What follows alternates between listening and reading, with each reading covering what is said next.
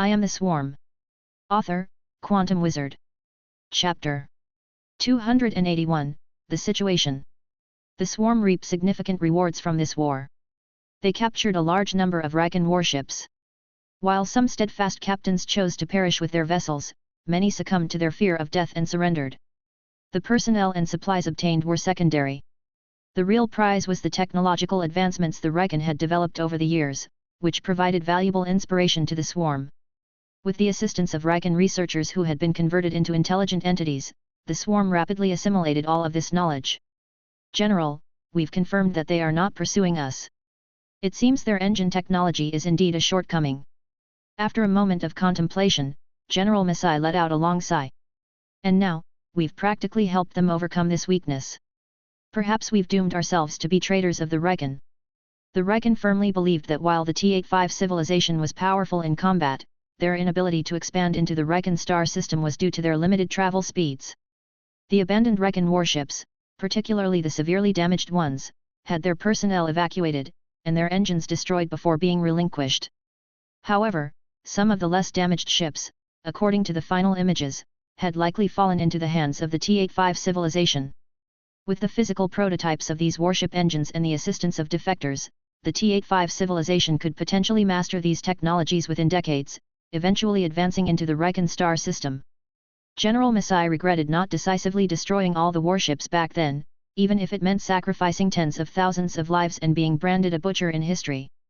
Unfortunately, such cold-blooded orders would likely never have been executed without the disastrous consequences presenting themselves first. Feeling powerless, General Masai couldn't predict what the future held. But given the circumstances, he resolved to focus on survival. As long as he retained military command, there might still be opportunities in the future. Ensure that Dr. Balt receives everything he needs. Aside from entering hibernation, fulfill his requests as best as you can. Understood. More than 20 years passed in the blink of an eye. After a prolonged journey across the void between the neighboring star system and the Riken star system, the Riken fleet finally returned to their home system. Upon arriving at the outermost asteroid belt of the Riken star system, they noticed the area had undergone significant changes, with many new artificial structures present. Most appeared to be observation equipment, with only a small number of weapon installations. As they crossed the asteroid belt and entered the inner regions of the Riken star system, the transformations became even more apparent. Observation devices floated throughout space, monitoring every corner of the system. On the planets and their moons, massive construction projects were in progress. The closer they approached the Riken home world, the more evident the changes became.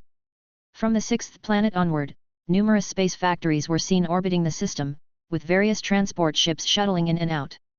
These ships carried refined components to specific locations for assembly. Countless metallic space fortresses and turrets were dispersed across orbital paths, while the surfaces of planets and moons were bristling with weapons, with more still being added. The fleet's speed had already decreased to 10 km per second, moving very slowly through space cluttered with obstacles, making higher speeds unattainable. Although many of the facilities were still in early stages of development, achieving such progress was undoubtedly not the work of mere years. It seems the current president is an exceptionally bold leader, General Masai remarked. The expedition fleet had been away from their home world for over 50 years. Back when they departed, the president at the time, President Durlan, had just completed his third term. He was succeeded by another leader who served for 30 years, followed by the current president, Antonio. Before the fleet's construction, the Riken had experienced rapid technological progress. Thus, they no longer had to rely on primitive cat's ear spaceships, where every communication required years of accumulated energy from solar sails. Thanks to advances in energy systems, the fleet could now communicate more frequently with the home world. Unfortunately, the transmission speed of communication devices remained bound by the speed of light. Despite more frequent communication, the time it took for messages to travel between locations was essentially unchanged from the era of the cat's ear spaceships. When the expedition fleet was defeated and fled, General Masai had transmitted reports of the battle back to the Riken home world. By the time the message arrived, President Antonio had just taken office. He likely hadn't anticipated inheriting such a catastrophic situation so early in his tenure. Over the past 20 years, as the fleet gradually approached their home world, the time required for communications had shortened from several years to a few months. Throughout this period, President Antonio had been the primary decision-maker for the Recon. Remarkably, under these dire circumstances, he managed to secure 2 additional terms, demonstrating extraordinary capability. It should be noted that constructing the fleet in the past had taken over 20 years, during which the Recon endured significant declines in their standard of living. If not for their dreams of defeating alien invaders and the honor of colonizing other star systems, internal unrest might have erupted long ago due to their years of militaristic strain. Finally, the fleet was completed, and the Recon enjoyed just 30 years of prosperity and recovery before the disastrous news of the expedition fleet's defeat and retreat shattered their hopes. Most importantly, there was now the looming threat that their enemy might counterattack. This news shocked the entire Recon population. President Antonio, who had been brimming with confidence and intent on leading the Recon to a brighter future, was dealt a crushing blow. Resignation was out of the question. If Antonio had stepped down, he would have been labeled a deserter. Should the Recon perish afterward, it would be excusable, but if they survived, Antonio would surely be remembered with infamy. Faced with this crisis, Antonio embarked on sweeping reforms. Everyone understood the gravity of the situation, so despite Antonio's harsh measures, they reluctantly complied. Gradually, Antonio's authority expanded, particularly over military matters, transforming the Federal Assembly into a de facto military regime. By the time others realized what had happened, it was too late to reverse the changes. Antonio issued more directives, including raising military taxes, enforcing conscription, drafting laborers, and restricting the entertainment industry. At the same time, a large-scale propaganda campaign was launched. While it initially caused widespread panic, over time, public fear subsided, and many began to appreciate Antonio's decisions. Antonio's previously plummeting approval ratings skyrocketed. The portrayal of alien invaders as ruthless, merciless beings who spared no prisoners had become deeply ingrained through years of propaganda. Faced with the existential threat of extinction, all other concerns paled in comparison. Chapter 282, The New Team. The Recon star system had its primary planet, the fourth one, designated as the Recon home world. The fifth planet was named Riven, and the sixth, Raiwu. One stood for civility, the other for strength. Together, they guarded the home world. The returning expedition fleet began disbanding upon reaching Raiwu's orbit. A portion of the fleet remained stationed there for repairs and upgrades, while the rest continued to Riven's orbit, where they were entirely stationed. The captains, officers, and staff of the ships traveled to Recon aboard small transport vessels, relinquishing their military authority in a peaceful transfer before returning home. For defeated soldiers, no grand welcoming ceremony awaited them. President Antonio met them discreetly. The endless expanse of space, while awe-inspiring and beautiful, can grow tiresome after years or even decades of unchanging scenery. As a result, casual chatter became the best way to pass the time. However, on board, either people were in hibernation, or everyone was similarly cut off from external information for decades, leading to high redundancy in conversations. No secret could remain hidden for long in such a closed environment. Take the longevity plant as an example. Originally known only to the top command and research teams, the knowledge of it somehow leaked. Within a few years, this top-secret information became common gossip. Even the reclusive engineering and maintenance teams on the ships had enough details to voice their opinions on the matter. Thus, communications with the home world became the sole source of new conversational material for the expedition fleet.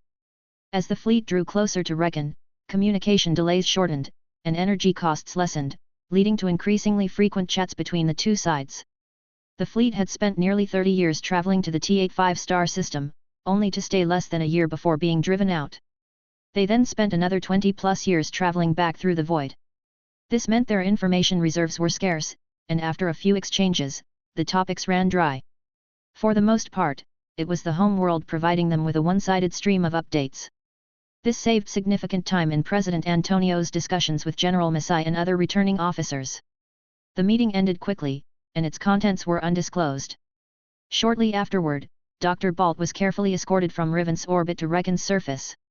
During the more than 2 decades of travel, Dr. Balt's team had not rested. They were dedicated to researching the longevity plant. However, most of the advanced equipment initially carried by the expedition fleet had been transported to the T853 planet base. When the retreat came, the equipment had to be hastily destroyed to prevent enemy capture. As a result, there were no suitable replacements on board. This made the already rudimentary research environment even worse. Although they managed to bring back relatively portable samples of the longevity plant during the retreat, providing ample experimental materials, their progress over more than 2 decades was unimpressive. Dr. Balt's team included many members who were neither specialists in the relevant fields nor enthusiastic about conducting research without proper equipment. Even Dr. Balt himself was, strictly speaking, an outsider to the field. Dr. Balt had raised these concerns with General Masai, but amidst the competing interests, their opinions were ultimately ignored. The team was still forbidden from entering hibernation and was assigned research tasks under duress. This led to dissatisfaction and resistance among many team members. Some even deliberately wasted experimental materials out of spite. Over 20 years, the original stockpile of over 20 tons of longevity plants, including roots and fruit, had dwindled to less than 2 tons. General Masai, who not only lost the war but also allowed critical resources to be squandered, was relieved of his military duties after his meeting with the president. Thanks to backing from his allies, he avoided a court-martial. The longevity plants were handed over to President Antonio's faction. After completing a handover and having all their research data extracted, Dr. Balt and his team were promptly removed from the project. A new team, comprised of more specialized personnel, was formed. With over 3,000 members, this team was better funded and equipped with precision instruments as needed. It was said that several senior professors in the new team fainted with excitement after reviewing the longevity plant data. When they learned that the original experimental stock was more than 10 times what remained, wasted by Dr. Balt's team, they fainted again. Upon regaining consciousness, the professors managed to compose themselves. Had Dr. Balt's team not already been reassigned, there might have been severe consequences. The new team was exceptionally efficient. They quickly assimilated the research results from Dr. Balt's 20-plus years of work and began making significant advancements. It was believed that tangible breakthroughs would soon be achieved. Meanwhile, of the more than 2 million personnel returning with the fleet, all but the heavy criminals and death row convicts from the initial crew were gradually sent back to reckon in batches. These individuals, though defeated, had endured decades of hardship and were not without merit. Additionally, they were connected to complex power networks. Even the rank-and-file soldiers had families who had eagerly awaited their return.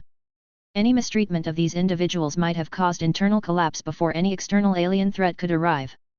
Foolish little sister, you've finally returned. I heard you encountered some mishaps this time? Almost got eaten by a beast? Hopefully, this experience has helped you mature a little. The elder sister, though worried about her siblings' ordeal, had initially considered hijacking a warship to rush to the T-85 star system.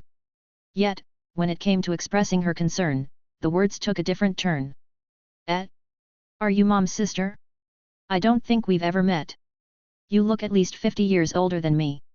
The younger sister's sharp response immediately made the elder sister wish the beast had finished the job. Despite this exchange, both smiled, and the 5-decade gap between them melted away. Though you remain as annoying as ever, seeing you like this puts my mind at ease. It seems you've indeed grown. It was an unforgettable experience, the younger sister said, her eyes filled with reminiscence, as if recalling a great being. She emphasized again, an experience you absolutely cannot imagine. Though the elder sister looked intrigued, Lieutenant Colonel Cross wasn't inclined to elaborate further. Instead, she said, "Old woman, despite our rough return, we brought back some good stuff. She spoke about the longevity plant, you better seize this opportunity. I hear the materials are running out. To stay my sister, you'll need to look even younger. If you'd change how you address me, I might like you more. But for now, you should rest. Leave the rest to me. And how about your research? Have you reverse-engineered anything good over the years?" Cross asked, her eyes gleaming with curiosity. "It's a secret," came the usual answer. Met. The sisters chatted for a while longer before the elder sibling hurried off, clearly still busy. Even visiting her sister had been squeezed into her packed schedule. Watching her leave, Cross's gaze turned playful. "Foolish sister, how could two species truly become siblings? I can't wait for the day you once again become my sister. Then you'll understand just how wonderful this world truly is." Chapter 283, The Laboratory.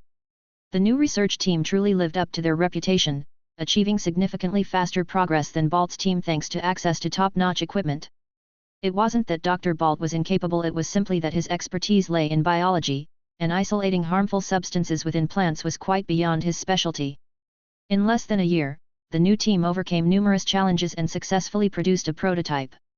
This was a genuine longevity serum, proven effective through animal testing, though it hadn't yet undergone Riken clinical trials. The serum eliminated all radiation risks and could extend the theoretical lifespan of the Riken by about 60 years. However, due to material limitations, the original 2 tons of resources had been reduced to less than half a ton. The most potent fruits were down to mere dozens, making the serum incredibly valuable. While the development of the longevity serum had not been publicly announced, the return of over 2 million Expeditionary Fleet members made the news far from secret. Those who needed to know already knew, those who didn't remained unaware. As such, the progress of the serum's development attracted significant attention, particularly from powerful and affluent elderly Riken, who were exceptionally eager. But the limited quantity of the serum was far from sufficient to meet everyone's demand. Dr. Simone, Dr. Hartman, Dr. Nadal, you've worked hard, said President Antonio, personally visiting the laboratory upon hearing the news. He extended his gratitude to the 3 individuals managing the project. The advent of the longevity serum gave Antonio more bargaining chips. Many previously insurmountable challenges could potentially be overcome with the allure of extended life. This could even provide an opportunity to transition the Riken Federation from a parliamentary system to a monarchy, with him ascending as king. Dreaming of this glorious future, Antonio couldn't help but smile. At that moment, even the threats from alien forces seemed to fade, or perhaps, he was deliberately ignoring them. How many doses of the serum can be produced with the remaining materials? Antonio interrupted the trio, who had been explaining the scientific principles behind the serum and emphasizing the difficulty of their work. He cared little for such details, only the quantity of his bargaining chips mattered. The 3 scientists exchanged glances before one of them spoke up. Mr. President, there's actually some good news. Oh. We've discovered that once we replicate the right growth environment for these plants, cultivating them isn't particularly difficult. What do you mean? Antonio asked, his interest piqued. Yes, by replicating the atmospheric and seawater composition of planet T853 as recorded by the expedition, we initially failed to regrow the plants. But a closer examination of the Special Operations Team's combat logs revealed that these plants were located in areas with high radiation levels. So that's why you requested access to those records. Exactly. We added radioactive materials to the simulated environment, and miraculously, the plants came back to life and began growing again. How difficult is their cultivation? That's the fascinating part. As we continued our research, we found that as long as there's a source of radiation, these plants have minimal other environmental requirements. The researcher paused, providing an analogy. For example, we don't even need to simulate T853's environment anymore. As long as there's sufficient radiation, the plants adapt on their own. What about production? To be honest, I've never seen a plant like this. They require only radiation, any kind of radiation. And once provided, they grow quickly. Radiation? Do you have any recommendations, Doctor? If you're willing, they could potentially solve our nuclear waste problem. The Riken, heavily reliant on fusion and fission technologies, generated substantial amounts of nuclear waste annually. Disposing of this waste often meant packaging it and launching it into the sun. If the longevity plants could absorb it for growth, it would indeed be ideal. What about the medicinal effectiveness of plants grown under such conditions? While solving the nuclear waste issue would be a bonus, the primary use of these plants was producing the serum. If their effectiveness were compromised, it wouldn't be worth it. There's no significant issue. The latest batches maintain nearly identical efficacy. But to confirm this fully, we need to propagate more and conduct additional tests. Still, I believe there's no major problem. So, mass production of the serum is within reach. Yes. Excellent, absolutely excellent. Keep this information confidential for now. This was undoubtedly the best news of the day. However, to maximize its value, this information had to remain secret. After all, rarity enhanced its worth. President Antonio offered generous praise and promises to the research team before leaving the lab, taking several doses of the serum with him. The lab executed the president's orders with utmost discretion and effectiveness, limiting the news of the plant's cultivability to a small circle. 2 days later, the laboratory was bombed. Unknown armed forces attacked the lab with gunboats, engaging in a brief but intense firefight with the security forces. Unfortunately, President Antonio had not anticipated such audacity. The guards were equipped with only light conventional weapons. Under the gunboat's assault, the battle ended swiftly. The attackers expertly raided the lab, seizing finished serum doses, some longevity plants, and research data before vanishing without a trace. The entire operation took less than 10 minutes. By the time reinforcements arrived, the lab was engulfed in flames.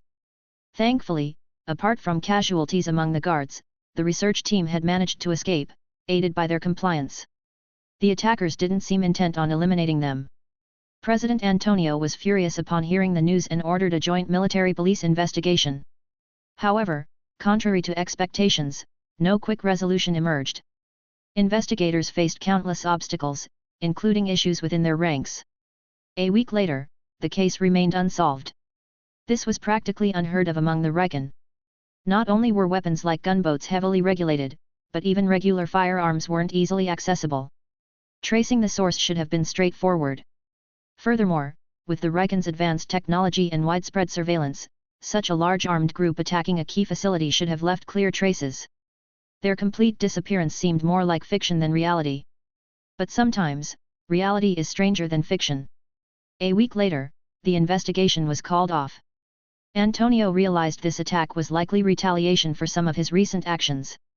The raid wasn't merely about stealing the serum, it was a display of power. This sobering moment reminded the overly ambitious president, engrossed in his dream of monarchy, that the entrenched old factions still had much hidden strength. His grip on power was not as absolute as he had believed. Many plans would need to be approached more cautiously. Unbeknownst to the Reckon, during the lab assault, explosions and hasty raids resulted in a few longevity plant samples spilling onto the ground. Several fungal carpet spores finally found an opportunity to escape, sinking underground and vanishing. Chapter 284, Upgrades. Among the faces hidden beneath the helmets of the raiding party, a few were strikingly familiar. Were they members of the patrol team that had been rescued long ago? Indeed, if someone were to carry out such a mission on Reckon's home world, who could be more suitable than expeditionary soldiers recently returned from deep space, with no records for decades, and well-versed in combat? Overlord, the fungal carpet seeds we planted on Reckon's home world have been activated, Sarah Kerrigan reported. Luo Wen nodded. Although the seeds were activated by a celestial monitor under his direct authorization, he had known about it the instant it happened. Overlord, we need to find a way to deploy a brood queen to Reckon's home world. Only then can we proceed with the next phase of the plan. What ideas do you have? We currently have no feasible solutions. According to the intelligent entities on their side, the Reckon have fortified their star system into an impenetrable fortress. Although it isn't yet fully completed, it would be exceedingly difficult for us to penetrate without deploying a large-scale force. I see. I'll handle this, Luo Wen replied after some thought. From the intelligence provided by Lieutenant Colonel Cross, it was clear that the closer one got to the Reckon home world, the tighter their defenses became. Rumor had it that their technology had advanced further. They even planned to hollow out their satellites and turn them into planetary fortresses. It was impossible for the swarm to rely on its old strategy of disguising a few swarm meteors as cover to crash into a planet. The very reason for the Reckon's previous expedition had been the destruction of a Reckon administrative district by a swarm meteor. This revelation made Luo Wen realize that he had been saddled with an undeserved infamy.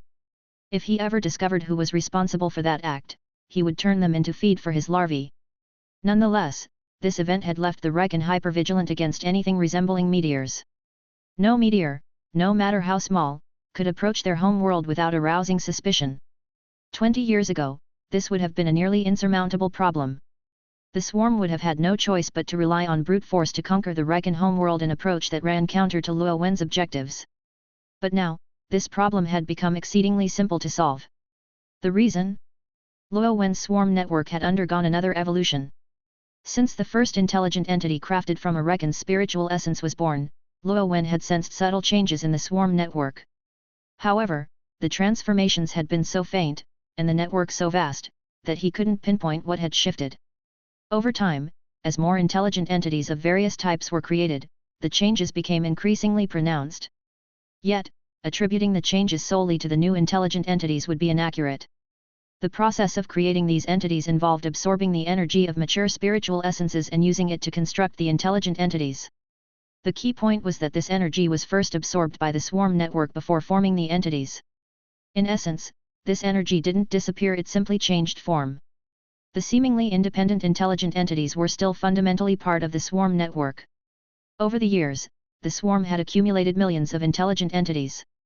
Absorbing so much energy had inevitably altered the swarm network, leading to both quantitative and qualitative transformations, culminating in an evolution.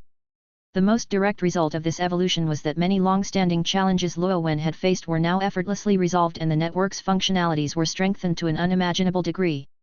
For example, in the past, all production units, whether early-stage queen ants or modern brood queens, required a brood nest to produce other units. Now, any brood queen could be authorized to produce such units, including other brood queens. This capability dramatically accelerated the swarm's expansion into new star systems. Colonizing a system no longer required launching the primary body and brood nest as it had when exploring the neighboring star system. Similarly, absorbing the genetic material of certain life forms used to necessitate the direct involvement of Luo Wen's primary body or a brood nest. Now, any production unit could absorb genetic material and upload it to the swarm network. For instance, if the swarm encountered another creature like Godzilla, Luo Wen wouldn't need to personally consume it. Any nearby brood queen could do so, and Luo Wen could still acquire the genetic data via the network. In the past, updating the genetic library of production units required Luo Wen to personally interact with each one, a time-consuming and labor-intensive process. Even with the modular components of fungal carpet-based units, which allowed for retrofitting, delays in genetic updates were still a hindrance. These updates were especially critical when dealing with major acquisitions like Godzilla's genes, which required comprehensive updates across the board. Each such occasion demanded a large-scale operation. Additionally, frequent appearances of his primary body in the field were far from ideal for Luo Wen at the time. Fortunately, these problems were now resolved. Genetic libraries of all production units could now be remotely updated via the swarm network. What once required painstaking data sharing had become as simple as copy-pasting. Previously, the primary body and brood nest were intrinsically linked. Only the primary body could spawn a brood nest, and only a brood nest could hatch a primary body. Now, Luo Wen could authorize the hatching of a primary body through any production unit. With a primary body in place, a brood nest could naturally follow. This shift was revolutionary. The abilities of the Ephi-ish had been fully integrated into the swarm network, transforming from physical entities into virtual capabilities. The swarm's genetic absorption ability would no longer be lost if the primary body or brood nest were destroyed. Their once exclusive functions had been entirely subsumed by the network, diminishing their strategic importance. Luo Wen even contemplated obliterating them entirely, producing new ones only when necessary to further safeguard the Ephi-ish's genetic secrets. This evolution vastly enhanced Luo Wen's survival prospects. While the primary body and brood nests were limited to 5 each, the swarm now had over 1 million brood queens across 2 star systems and in the cosmic void. As long as any one of them survived, the swarm could regenerate within a short time. These changes marked Luo Wen's gradual transformation from a physical organism into a spiritual one. Whether this was good or bad remained unclear to him, but the newfound capabilities gave him unprecedented confidence in facing future crises. Chapter 285, Mutation. If that were all, these abilities wouldn't seem to offer much help in deploying a brood queen to Reckon's home world. But these abilities were merely the initial functions revealed by the evolution of the swarm network. As Luo Wen continued to explore the capabilities of the new swarm network, he uncovered a far more terrifying power. While experimenting with the remote authorization for brood queens to update their genetic libraries, Luo Wen had a sudden idea: what would happen if this function were applied to ordinary units? That was when he discovered the new functionality. Ordinary units, upon gaining access to the genetic library and having sufficient energy, could mutate into brood queens. This meant that regardless of their original form, whether worker drones, raiders, storm gods, space octopuses, or even fungal carpets, so long as they were connected to the swarm network and Luo Wen willed it, they could evolve into brood queens. Of course, for smaller units like worker drones or raiders, the success rate of evolving into a brood queen was extremely low due to their insufficient inherent energy. The process required an immense amount of energy. Among all units, fungal carpets had the highest success rate of mutation, reaching nearly 100%. This was likely because they stored the most energy. After discovering this ability, not only did the primary body and brood nests become less critical, but even the significance of brood queens diminished. As long as fungal carpets existed, the swarm could never be eradicated. The survival capabilities of fungal carpets were exceedingly strong, and they were also highly inconspicuous. All of the swarm's space-based units were essentially derivatives of fungal carpets. For example, space octopuses and observer bugs were aggregations of fungal carpet components. At critical moments, they could serve as seeds for new fungal carpets. In space, countless observer bugs drifted, tasked with monitoring their surroundings and expanding the coverage of the swarm network. Every single observer bug could be considered a fungal carpet seed, and their numbers were beyond reckoning. Moreover, over the years, the swarm had randomly launched a vast number of swarm meteors into the void. These meteors could also potentially evolve into brood queens and propagate the swarm when necessary. With these seeds scattered, Luo Wen's survivability had improved dramatically. Even if a civilization was watching them or some other force emerged, unless they could eliminate every single swarm unit across several star systems in a short period, the swarm would endure. With this newfound capability, tasks that once seemed impossible became remarkably simple. On Riken's home world, the original laboratory for the longevity serum reduced to ruins after an attack by unknown armed forces had been consumed by fire, leaving many buildings and materials burned to ashes. After the rescue team salvaged some supplies, they escorted the scientific team to another lab. The now abandoned ruins, deemed worthless, were left unattended. Beneath these ruins, however, things had changed. Cautious of the myriad monitoring devices scattered across Riken's home world, the fungal carpet seeds, after burrowing underground, avoided spreading laterally. Instead, they dug down approximately 300 meters to begin their development. Due to the lab's secrecy, external monitoring was minimal, and its internal systems had been destroyed in the attack. As a desolate ruin, it became an ideal breeding ground. After an initial period of growth, the fungal carpet had already branched into numerous colonies. Suddenly, the fungal carpet's network pulsated. Large amounts of material visibly coursed through its conduits and into one particular colony. The colony underwent rapid changes. It began to swell, its surface becoming encased in secreted material, eventually forming a massive egg over 5 meters tall. Inside the egg, the colony's genetic material transformed. A new sequence of genes developed, fueled by an abundance of nutrients. Days later, the egg split open, and a brood queen emerged. With the brood queen in place, the development of the Riken division of the swarm accelerated dramatically. The first hatchlings were specialized burrower worker drones, adept at excavation. They immediately began digging deeper and wider tunnels to expand beyond the confines of the ruined lab. However, to ensure safety, the division continued to burrow downward. A depth of 300 meters was deemed insufficient to guarantee their security, so the swarm pushed even further underground. 1 month later, the Riken division had expanded to 10 brood queens. Massive numbers of burrower worker drones had been hatched, which excavated a further 20 kilometers below the surface. There, they widened the tunnels and relocated the fungal carpet and the brood queens. Once the fungal carpet settled into its new home, its roots extended outward, stabilizing the cavern ceiling to prevent collapses. Downward, it pushed another dozen kilometers, eventually reaching the molten layers. Special roots, crafted from materials derived from Godzilla's skin, penetrated the magma. Designed to withstand even small nuclear blasts, these roots easily endured the mere 1,000-degree heat of the molten rock. The magma, rich in energy and diverse mineral resources, provided essential materials for the division's growth. With this new energy pipeline established, the swarm's expansion surged to a new level. "Big sister, you're finally here," Lieutenant Colonel Cross said with a sly smile as she greeted her sister. "Last time I came back, you were still as sharp-tongued as ever, showing no signs of psychological trauma. What's changed to make you so desperate and suicidal now?" Captain Cleo, whose once similar appearance had matured far beyond her sister's, looked at Cross in confusion. She had hurried back after receiving a distressing call from Cross, claiming she had been reliving the trauma of her alien capture, leading to severe depression and suicidal tendencies. Although the two often appeared to bicker and mock each other, they were actually very close. While Cross seemed somewhat different this time, Cleo chalked it up to her sister's experiences during the expedition. Her busy work schedule had left her little time to investigate further. Hearing about suicidal tendencies, whether true or not, had prompted Cleo to drop everything and return immediately. But now, seeing her sister's cheerful demeanor, she found it hard to believe the claim. "I truly felt that way earlier, but I'm much better now. Come, have a drink with me, big sister. Let's chat. I have a surprise for you later," Cross said, pouring a glass and handing it to Cleo. Cleo leaned against the wall, taking a sip. All right, then. What's going on? What do you want to talk about? When do you have to go back? I don't know.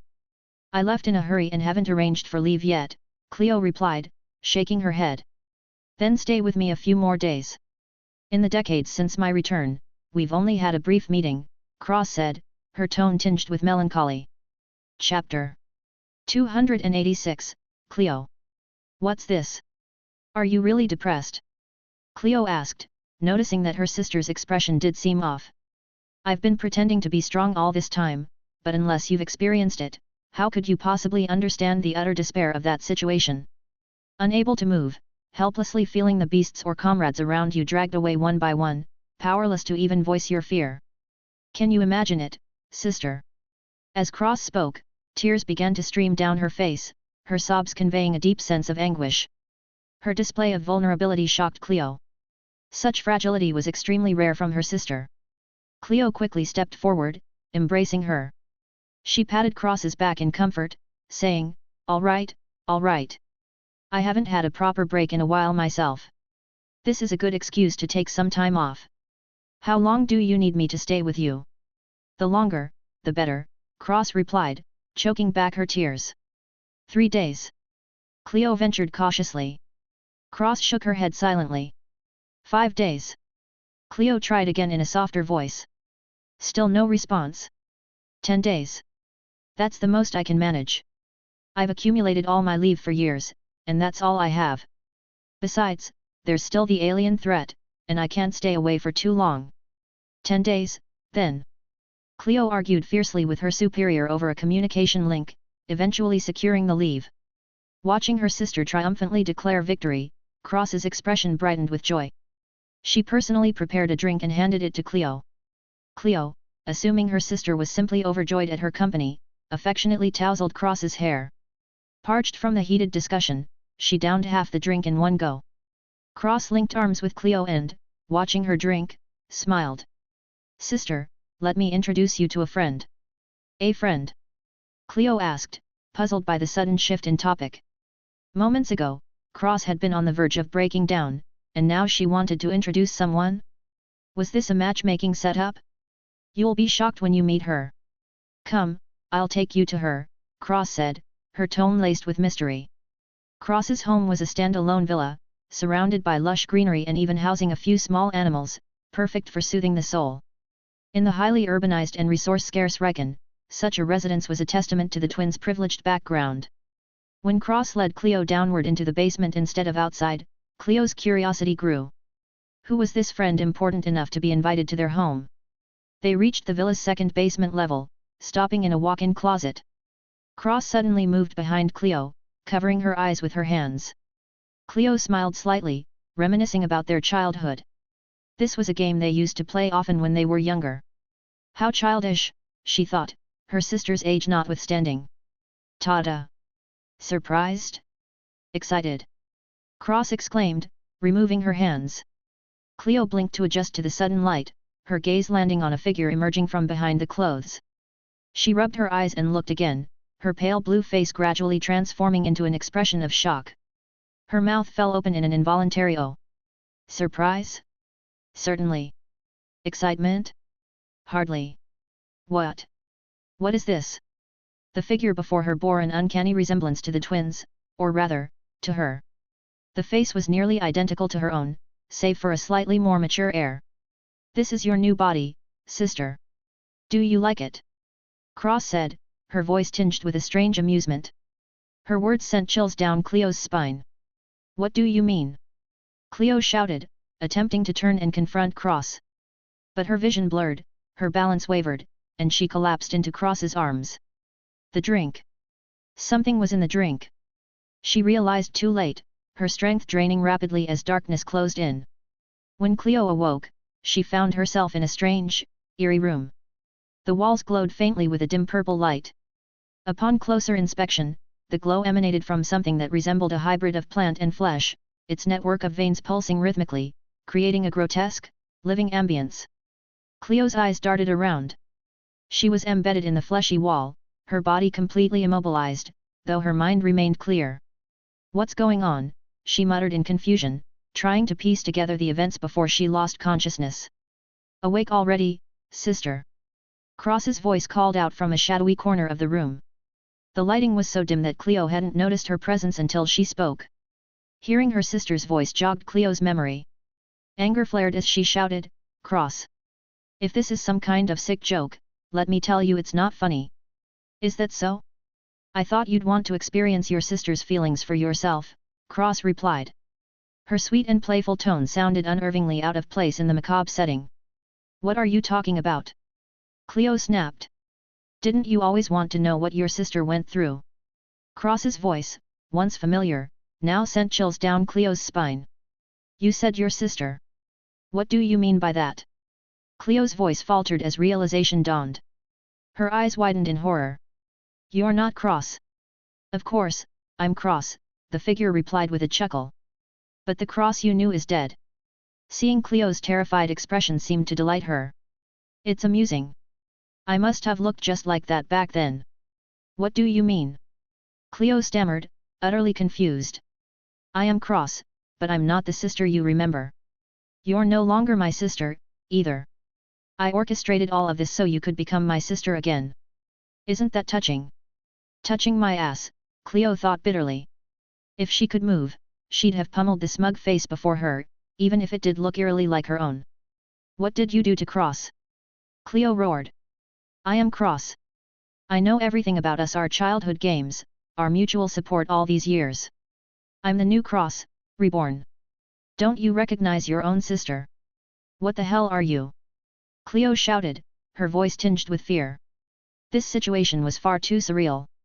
Cross's knowledge of their shared past was too precise, yet her demeanor was entirely foreign.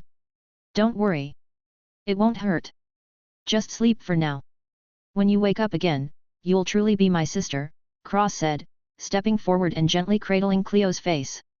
Cleo tried to protest, but felt another injection coursing through her body. Panic surged as she struggled in vain, her consciousness fading once more. As the fungal carpet gradually enveloped Cleo, Cross exhaled deeply, a look of satisfaction on her face. "Ah, that felt amazing." Chapter 287, Departure. Even 7 days later, Lieutenant Colonel Cross occasionally recalled the scene in the underground chamber. The feeling of toying with prey was intoxicating. After Cleo lost consciousness, she was immediately dragged underground. 20 kilometers beneath the villa, another hidden Recon subhive existed. This laboratory subhive was established after it reached a certain level of development. A flying bug, carrying a fungal carpet seed, found Cross and set up a new base beneath the villa. If the swarm network had not evolved, Luo Wen would never have been so aggressive. But now, he had his confidence. After Cleo was sent to the underground base, her new body was temporarily controlled by the Hive Queen's consciousness. Meanwhile, Cross kept putting on a sisterly act in the villa above. However, the Cross in the underground base was not using her own body. Traveling 20 kilometers through underground tunnels risked bumps and scrapes, and being away from the villa too long could raise suspicion among the servants. Instead, the Cross who met Cleo used a temporary body, created specifically for this purpose. Once used, it was recycled. With Luo Wen's authorization, transferring an intelligent consciousness between multiple bodies was routine. As Cross was lost in thought, she noticed her sister's body tremble slightly. Sensing that the Hive Queen's consciousness had departed and a new consciousness had descended, she greeted Cleo with a radiant smile and a warm hug. "Welcome back, sister. How does it feel?" Cross asked, her expression blossoming with joy. Cleo rolled her eyes but did not resist her sister's embrace. "Not bad," she replied. After a moment's thought, she added, "It would have been even better without all your dramatics." Examining the information provided by Cleo, Luo Wen fell into contemplation. Cleo was a crucial figure, a brilliant researcher with direct access to the ancient spaceship and a wealth of first-hand data. After transforming Cross, and learning of her connections, the plan to target Cleo was immediately set in motion. Thus, as soon as the swarm's Riken subhive was established, the plan was executed without a hitch. Thanks to Cross's cooperation, the operation proceeded flawlessly, yielding Luo Wen a trove of classified information. The technology aboard the ancient spaceship far surpassed the Riken race's capabilities. Without comprehensive theoretical frameworks and prerequisite technologies, the Recon's attempts at decryption had been less than ideal. Over the years, their analysis team had mostly been reverse engineering fundamental theories from existing products. Thus far, only a handful of breakthroughs had been made. Yet even these few advancements had catapulted the Recon race's technological prowess forward. For instance, their warships could now exceed a kilometer in length, thanks to their materials research team. Another example was their sublight engines, reverse engineered from the fighter engines aboard the ancient spaceship. The Recon speculated that the spaceship's primary engine system was a warp drive capable of faster-than-light travel.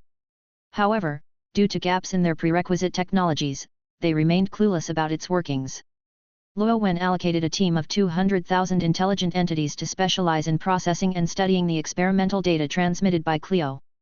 By now, the swarm's pool of intelligent entities had grown to millions, most of whom were spiritual remnants of deceased rat folk scientists. Over the years, these entities had played a pivotal role in the swarm's progress, despite their low visibility. Since venturing into space, Luo Wen could no longer rely solely on harvesting biological genes to elevate the swarm's limits, as he had done during the Ant Empire era. Although spaceborne organisms held tremendous potential for genetic enhancement, such organisms were exceedingly rare. To date, the swarm had encountered only 1.5 types. The first was an atmospheric organism found on a gaseous planet's moon in the Genesis star system, which unlocked the swarm's bioelectromagnetic technology. The half was Godzilla, unable to traverse space but harboring controllable fusion technology that significantly bolstered the swarm's strength. Even now, Godzilla's body contained untapped black technology. However, such organisms were scarce, their appearances unpredictable. Relying solely on them to enhance combat capabilities and civilization levels would result in unacceptably slow development. For the swarm to grow rapidly, it needed its own research teams and technological systems, something the intelligent entities had been tirelessly building for years.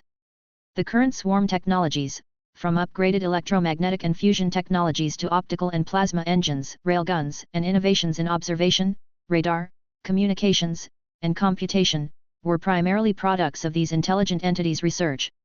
Freed from concerns like sustenance, health, or interpersonal strife, and devoid of desires for recognition, the intelligent entities collaborated seamlessly.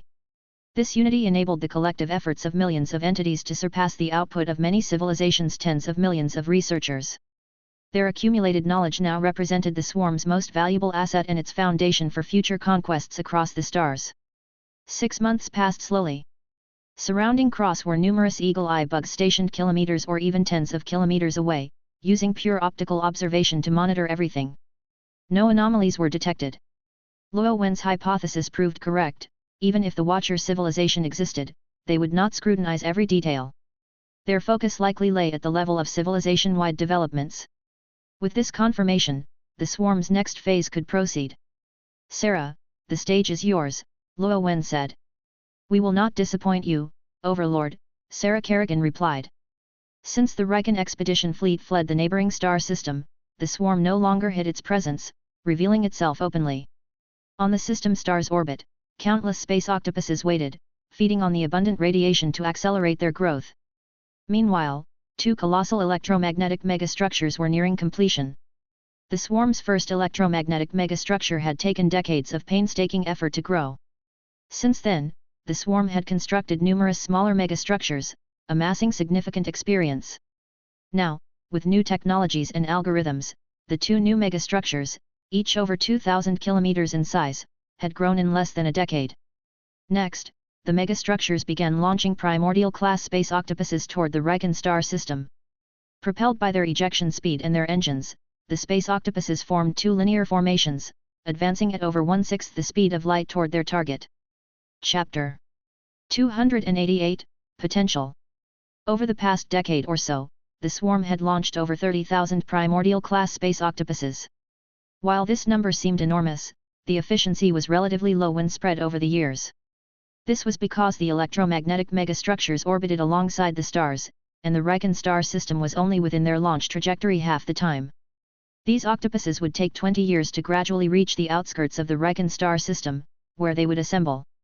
When the primordial-class space octopuses entered energy-silent mode and ceased propulsion, their stealth systems activated. With the Riken race's current observation technology, detecting them was nearly impossible. However, by observing anomalies in the neighboring star system, the Wrekin noticed new spots forming on the star's surface, presumably caused by unknown objects obstructing its light.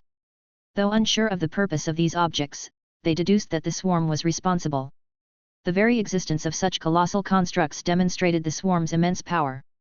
The energy fluctuations from the electromagnetic megastructures during energy accumulation were subtle compared to fusion reactions. Additionally, their proximity to the star masked their signals, leaving the Wrekin unaware that the swarm had already launched its forces.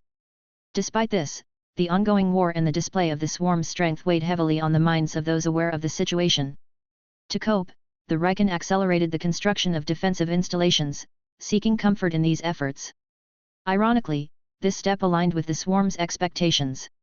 Time flew by, and 20 years later, the swarm's vanguard arrived at the outskirts of the Wrekin star system, assembling in the void. As the primordial-class space octopuses decelerated near their assembly points, some energy fluctuations were unavoidable. Coupled with their proximity to the Wrekin star system and the extensive observation equipment placed in the system's outer asteroid belt, the Wrekin detected the swarm's movements. This was evident as they gradually shifted their defensive forces from dispersed locations to positions directly ahead of the swarm's assembly point. Of course, the swarm had even more direct methods of gathering intelligence through its intelligent entities. Over the years, the Wrekin race experienced significant developments. First, President Antonio broke tradition and laws by retaining his position. Though his 3-term limit should have ended over 20 years ago, he continued to serve under the pretext that leadership changes during wartime were inadvisable. This reasoning garnered widespread support, though whether there were ulterior motives was of no concern to Luo Wen. Another major event involved the longevity serum. This matter had been widely known among the millions of soldiers and officers who returned from the expeditionary fleet. Although Antonio issued a gag order, it proved largely ineffective. The laboratory researching the longevity serum was later attacked by armed forces, resulting in the loss of finished products, raw materials, and experimental data. As time passed, awareness of the serum spread among the Wrekin populace, eventually reaching the general public. This led to several large-scale protests, and with intentional incitement, some demonstrations almost escalated into riots. Fortunately, under military rule, these uprisings were swiftly quelled. Amid the turmoil, Antonio was forced to make a national address, publicly disclosing information about the serum. He explained that its raw materials could be cultivated, giving everyone an opportunity to access it. However, due to limited supplies and production time, the distribution would follow a priority system, with frontline soldiers and researchers receiving the serum first. This policy met some opposition but was generally well received. It even sparked a surge in military enlistment, as the military offered a transparent exchange of merits for serum doses. While risky, this route was considered more attainable than becoming a researcher. Meanwhile, Cross had not been idle. She and Cleo collaborated to convert nearly all their direct relatives. These relatives were not to be underestimated. Their grandfather was a senior senator wielding real power, someone who addressed Antonio as a junior in private. Their grandfather on their father's side was a retired lieutenant general with considerable influence, and their father was a senior military officer with the rank of colonel. Their mother, on the other hand, was a prominent businesswoman. The sisters' connections spanned the military, political, and business spheres, making them resemble protagonists in a tale of unstoppable ascent. Under their families' covert support, the swarm's underground forces on the Wrekin homeworld expanded rapidly. Over 100 individuals had been converted into intelligent entities. This number might seem modest, but the conversion process required each individual to disappear for 7 days. Even with substitutes in place, some discrepancies were inevitable. Additionally, the swarm meticulously screened candidates, targeting elites from various fields. Each conversion was executed according to a tailored plan, resulting in unparalleled efficiency despite the limited number of conversions. These 100 elites wielded tremendous influence, though they were mainly used for intelligence gathering for the time being. Consequently, the Wrekin government's policies were nearly transparent to the swarm. As the swarm continued amassing primordial class units at the assembly point, the Wrekin adjusted their deployments. They began relocating all mobile assets from the asteroid belt to inner system positions. The scale of this effort was staggering. Luo Wen, through the perspective of observer bugs, witnessed Wrekin warships towing 10-kilometer-wide asteroids back to the inner system, complete with bases and fortresses built atop them. The swarm did not interfere with these activities, leaving the anxious and stressed Wrekin puzzled. Still, they welcomed the reprieve and avoided investigating further for fear of provoking the swarm. 2 years later, the Recon had withdrawn nearly all resources from the asteroid belt, leaving only observation devices to monitor the swarm. Through the intelligent entities, Luo Wen learned of the Recon's plan, to use planets as defensive hubs, disperse the swarm's forces, and establish impenetrable steel defenses on Riven and Raiwu. Their goal was to gradually wear down the swarm's numbers. It seemed the Recon intended to fight a war of attrition. Luo Wen found this strategy laughable. When it came to potential for war, the Recon could not hold a candle to the swarm. Unlike the Recon, whose members were independent intelligent beings, not all had the resolve to resist invaders at any cost.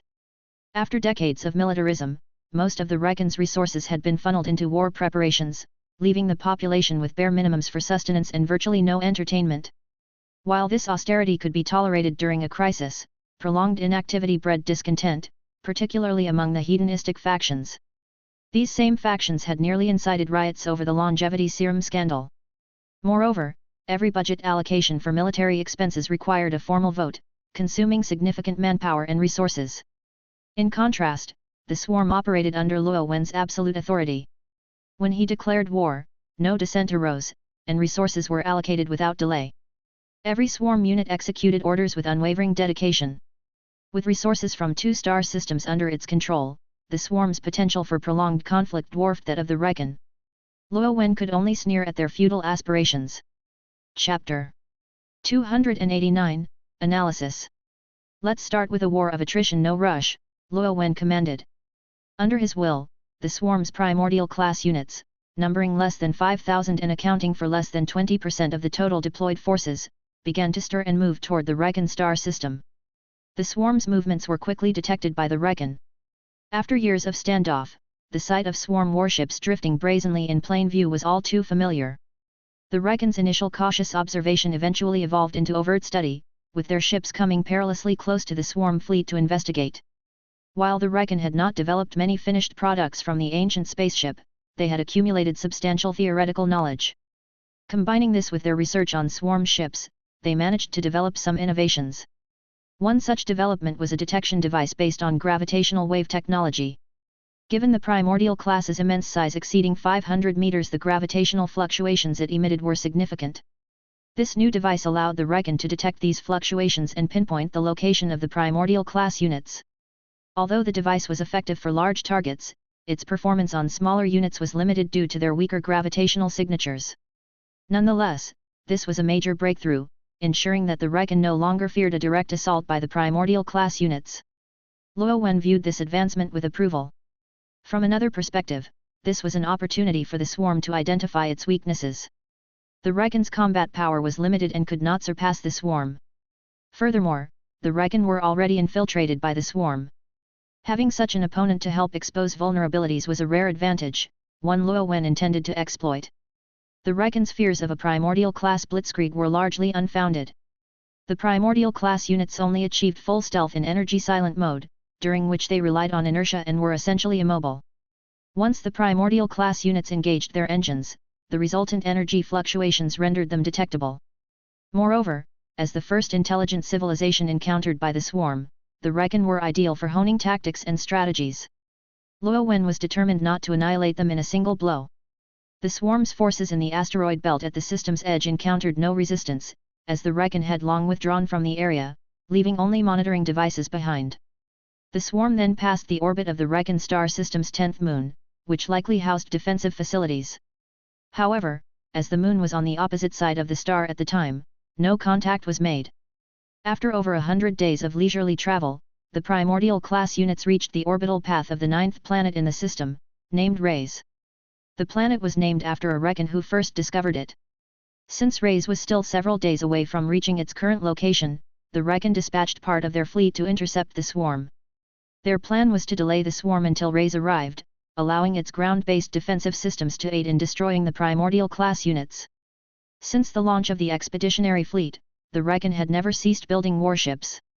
Though their efforts had been less aggressive initially, they managed to construct over 100 ships over the past 2 decades.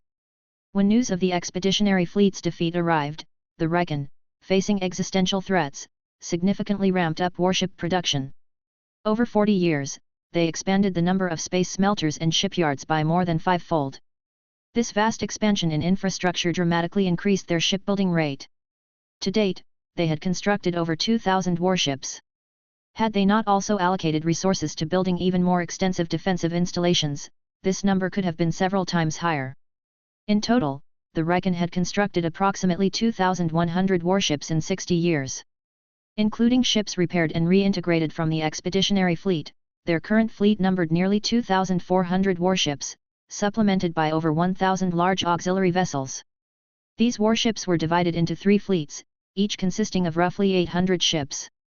The first space fleet was tasked with intercepting the swarm, though intelligence revealed that the second and third space fleets were stationed in geosynchronous orbit on Ray's far side, using the planet as cover to approach the battlefield. Opinions within the Reich were divided regarding this interception. According to intelligence provided by Cross's grandfather, the debate unfolded as follows. I still believe engaging the swarm at Ray's is a mistake. You can't imagine how terrifying they are, General Masai warned. Although stripped of command following his defeat in the neighboring star system, Masai retained his honorary rank and served as a senior advisor, being the only high-ranking officer to have directly engaged the swarm.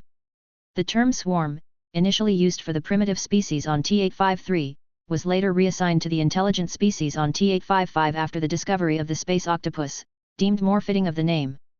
They still had no idea of the connection between the two species of T-855 and T-853. Humph, you've just been scared out of your wits, barked Alcer, commander of the Third Fleet and a hot-headed warhawk with the rank of lieutenant general. Who are you calling a coward? If it were you, the expeditionary fleet might have been completely wiped out. Masai shot back. Despite losing favor among the Reichen, he remained unyielding, harboring pent-up frustration from being scapegoated as the cause of their current predicament. Ridiculous. If I had been in command, we'd have conquered the T-85 system by now, Alcer retorted angrily. He had long believed Masai had underhandedly usurped his rightful command of the expeditionary fleet. Having voluntarily withdrawn from the fleet out of spite, Alcer unknowingly spared himself from the disaster that befell it. Even so, he maintained that under his leadership, the swarm would have suffered a crushing defeat. This grudge fueled his disdain for Masai, and he never missed a chance to mock him. Talk is cheap. You don't understand the cunning of this enemy. Funny, I used to think you were cunning. Now I just think you're a fool. Damn it. Want to settle this with a fight? Bring it on. Enough, enough. Masai has experience, and his concerns surely hold some merit. Another official intervened to de-escalate the brewing confrontation. Chapter 290, Countermeasures. But we must first eliminate the swarm's forces first, otherwise, victory will be even harder to achieve. The man who was trying to mediate the fight changed the subject. Exactly. Although we don't know how many troops the enemy has sent over, it's definitely far more than what we see now, another officer concurred.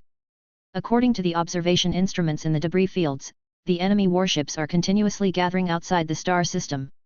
If we don't seize the opportunity to destroy this vanguard, it will be much harder to deal with them once reinforcements arrive. Everyone nodded in agreement, even General Masai remained silent. He understood this point too. But based on the enemy's behavior in the T-85 star system, it felt highly suspicious that they would rush into battle without waiting for their forces to assemble completely. It seemed like a deliberate sacrifice. No matter how he looked at it, this army appeared to be courting death. Masai couldn't believe the enemy wouldn't recognize such an obvious flaw in their strategy. Yet he couldn't discern any tangible benefits the enemy could gain from this approach, leaving him feeling deeply conflicted. But we still haven't figured out what exactly they are. Those tentacle creatures, are they their warships, their primary forms, or something else entirely? Masai made a final effort to resist. Precisely because we don't know, we need to fight this battle. We need to capture some specimens for research, Alcer said impatiently. Although Alcer's tone was sharp, Masai didn't retort. In truth, Masai knew Alcer was right. Without engaging in battle, they would never understand their opponent. It was a vicious cycle. Masai sighed quietly, feeling a touch of desolation. Perhaps, as Alcer suggested, the previous war had sapped his courage. Seeing Masai's listless demeanor, Noval tried to reassure him, "Don't worry too much, Masai. You lost last time because you didn't understand the enemy. While our understanding is still limited, we've gleaned some countermeasures from the data your team collected during that battle. First, regarding their speed. After detailed analysis, we've concluded that their large combat units rely on some kind of launch mechanism to reach the battlefield quickly. Once they decelerate, they've never again reached their initial speed. Otherwise, during the interstellar engine activation phase, they would have caught up with your fleet, and the expeditionary force wouldn't have made it back. Although our ships are also slow without interstellar engines, we still outperform them in this aspect. Noval paused, observing the crowd's attentive expressions before continuing. Additionally, we have certain advantages in long-range attacks and supercomputing technology. So far, the only long-range weapon they've displayed is the electromagnetic railgun. Among space weapons, this is considered relatively slow not in rate of fire but in projectile velocity, which is much slower compared to beam or energy weapons. We've developed specialized detection instruments based on this principle. While they are still in their early stages and struggle to detect small railguns, the massive energy buildup required for their large combat units ensures their railgun projectiles achieve higher speeds and ranges, making them easier to detect. The moment these projectiles are launched, they can be tracked. With the coordination of our AI and supercomputing technologies, calculating their trajectories is relatively straightforward. If our ships maintain a consistent cruising speed, there's a significant chance to evade these attacks. As long as we avoid their large-scale railgun strikes, their smaller railguns won't pose much of a threat to our ships. The speaker, Noval, was a vice admiral and the commander of the 2nd Space Fleet. I agree with Noval's assessment. If we maintain the proper distance, it's possible to wear them down without sustaining losses, added another vice admiral, Hamis, commander of the 1st Space Fleet. From their statements so far, it was evident that all 3 fleet commanders of the Space Fleet were in favor of engaging in this battle. The basic decision had already been made, the focus now was on how to fight. General Masai began racking his brain, trying to recall the details. Although more than 30 years had passed since that war, this life-altering battle was one he often revisited in his mind, contemplating various strategies. He was the Riken most eager to defeat the swarm. What about their small and medium-sized combat units? Masai asked, continuing to raise questions not to cause trouble, but to share his concerns. Based on our observations, their small combat units lack any long-range attack capabilities, Hamis responded. During the previous war, swarm larval bodies had infiltrated the Riken fleet, engaging in close combat. 17 of these larvals had even breached the interiors of their warships. As a result, the Riken had extensive footage and data on the larval bodies. Even when warships exploded, most of the relevant data had already been transmitted. This information was later analyzed frame by over 10,000 staff members and technical teams, leading to this conclusion. As for their medium-sized combat units, while they have demonstrated long-range attack capabilities, they don't use them often. This suggests a possible connection to their energy supply system, Hamis explained. The enemy's large combat units can fire their electromagnetic railguns continuously, likely due to a unique energy supply system. However, this system might either be too large or too complex to manufacture, meaning it is only installed on large combat units. Their small and medium-sized units seem to use a different energy system. This system appears to have limited energy storage, forcing them to use it sparingly. Since the swarm is a unique biological civilization, we'll need to capture specimens for research to confirm the details. But based on our analysis, this hypothesis has a confidence level of at least 90%. The defeat of the expeditionary fleet was largely due to our fighter squadrons engaging in dogfights with the enemy, a situation that played directly to their strengths. This not only squandered our advantages but also forced our forces to hold back firepower to avoid friendly fire, triggering a series of cascading failures. If we leverage our strengths properly, we can adopt a kiting strategy. Our warships can kite the enemy's large combat units, while our fighters kite their small and medium units. By matching forces accordingly, capital ship versus capital ship, fighter versus fighter, we have a very high chance of victory. After finishing, Hamis turned to Masai, waiting to see if he had any further questions. Masai largely agreed with Hamis' assessment. He also believed that the decision to engage the enemy in close quarters dogfights during the previous battle had been a grave mistake. Thus, he wasn't angered by Hamis' critique but instead focused earnestly on considering other potential issues.